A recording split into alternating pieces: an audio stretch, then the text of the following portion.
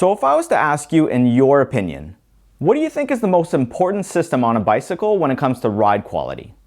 The brakes? The drivetrain? The contact points? The suspension?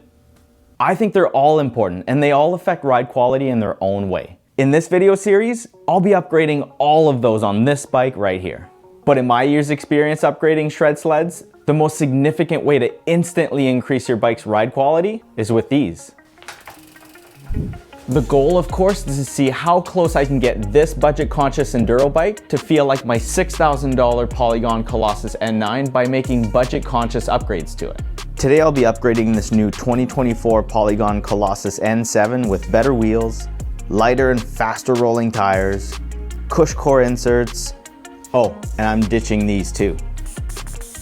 The N9 is rolling on carbon NOBL wheels laced to Industry 9 Hydras with Cush Core Pro and Magic Marys front and back. All in, this setup costs about $1,900.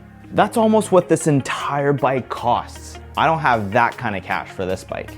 So let's throw on these new parts and take this bike out for a spin to see if we can shave off a few seconds off our time. I found these wheels for $200 on the buy and sell from a dude in Bellingham who's doing pretty much the same as I did to my N9. They're 35mm wide unbranded alloy rims laced to Shimano XT hubs front and back. These hubs actually sound pretty sweet. Check this out.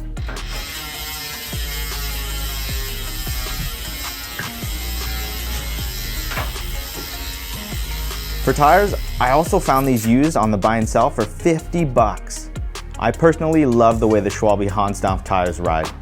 The trail casing keeps them light and fast rolling, and the 2.6-inch width allows me to run lower tire pressure and get that super smooth ride with a ton of grip. Speaking of lower tire pressure, I wouldn't be able to run 22 PSI on these without getting a ton of pinch flats if these still had tubes in them. Lucky for me, these used wheels were already taped up and ready for tubeless. I just hope they don't leak. And to protect these alloy rims and give me more sidewall support in the corners, I'm installing the new Cush Core Trail in the rear tire. The Cush Core Trail has the same properties as the Cush Core Pro, but it's just a bit lighter. I'm also going to start by only running one in the rear wheel just to save some weight, but if I realize that I need it in the front too, I'll be slapping this one in like I do in all my other bikes.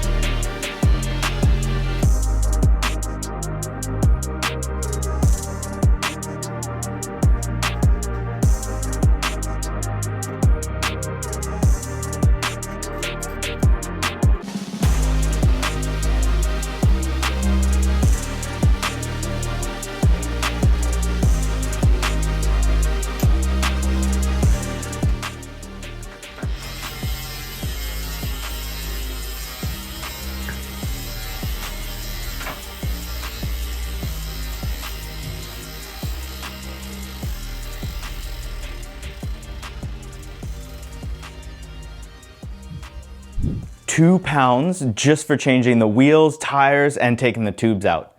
Oh, and I still have a Cush Core in the back. This is gonna be sick. I can't wait to try it. I'll see you guys on the trails. So last week I came here, rode both bikes, and set some times to chase down as we upgrade almost everything on the N7. The climb on the N9 took 10 minutes and 31 seconds, and I set a PR on the descent with a 2-minute and 58-second run. So those are my times to beat. The times I set with the stock N7 was 12 minutes and 2 seconds for the climb and 3 minutes and 54 seconds for the descent.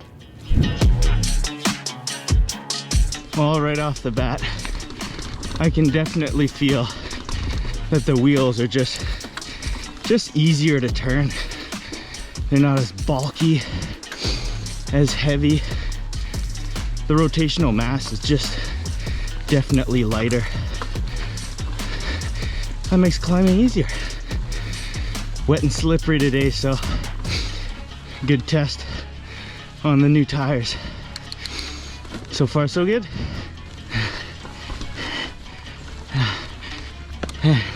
Time 11:04.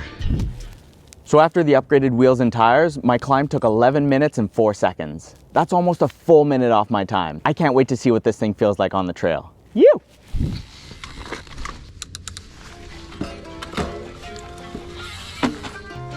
Little squish. Tires are holding air. That's good. And go.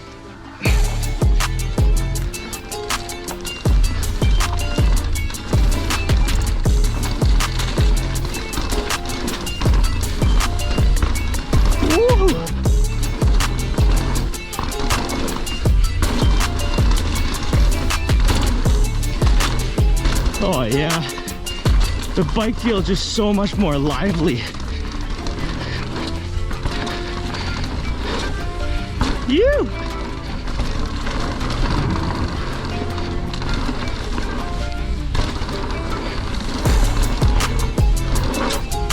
Yeah.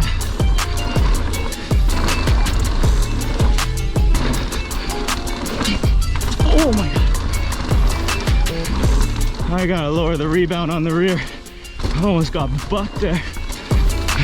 Let's go.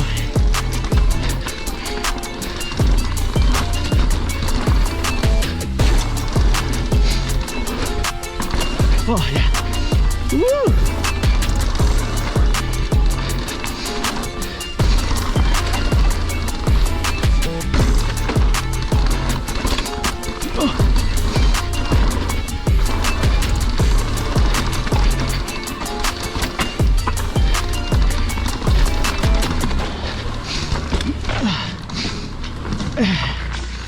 And time. 327, that's not bad, but I still got some work to do. It still kind of feels like I'm riding someone else's bike. I can feel some resistance in the drivetrain. The suspension is almost too smooth and too linear, and I still can't lock up the rear brake. Time to get back to the shop. That felt so much better. Like I said earlier, changing the wheels and tires totally changed the ride quality of this bike. All the trail chatter just disappeared and I got so much more grip on the wet roots and rocks.